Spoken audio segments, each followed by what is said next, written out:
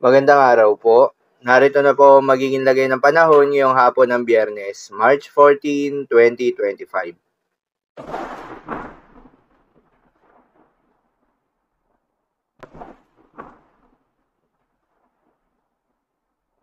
Sa kasalukuyan na tayo sa pag-asa, easterlies o yung mainit na hangin galing sa may silangan ang patuloy pa rin nakakaapekto sa buong bahagi ng ating bansa. Dahil dito ay asahan yung maulap na kalangitan na may kalat-kalat na mga pagulan na thunderstorms, particular na sa may Eastern Visayas. Habang bahagyang maulap hanggang sa maulap na kalangitan na may kalat-kalat na mga pagulan o thunderstorms naman sa lalaming bahagi ng ating bansa. Magandang balita naman dahil ayon sa pag-asa ay wala pa rin tayong binabantayan na low pressure area o bagyo sa loob o malapit sa Philippine Area of Responsibility na maring makaapekto sa ating bansa hanggang sa susunod na 5 araw. Ngunit maging handa pa rin tayo dahil maaaring wala o merong isang bagyo ang posibleng mabuo o pumasok ng Philippine Area of Responsibility ngayong buwan ng Marso. Dahil nga sa epekto nitong easterlies, asahan ngayong hapon sa may Eastern Visayas ang maulap na kalangitan na may kalat-kalat na mga pagulan at thunderstorms. Posible ang mga pagbaha o pagguho ng lupa dahil sa katamtaman hanggang sa kung minsan ay malakas na pagulan.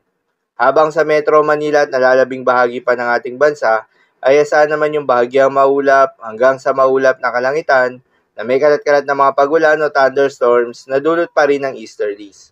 Posible rin ang mga pagbaha o pagguho ng lupa during severe thunderstorms. Madalas, nabobo ang mga thunderstorms na ito tuwing hapon o gabi na nagtatagal ng 1 hanggang 2 oras. Kaya naman ingat sa mga posibleng banta ng pagbaha at pagguho ng lupa, lalong-lalo na sa mga lugar na inuulan na noong mga nakaraang araw pa.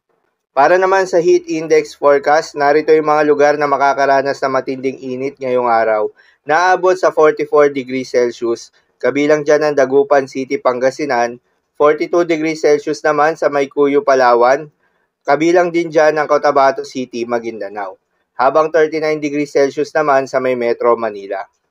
Kaya naman huwag kalimutan magdala at uminom ng tubig at magdala rin ng payong kung may lakad.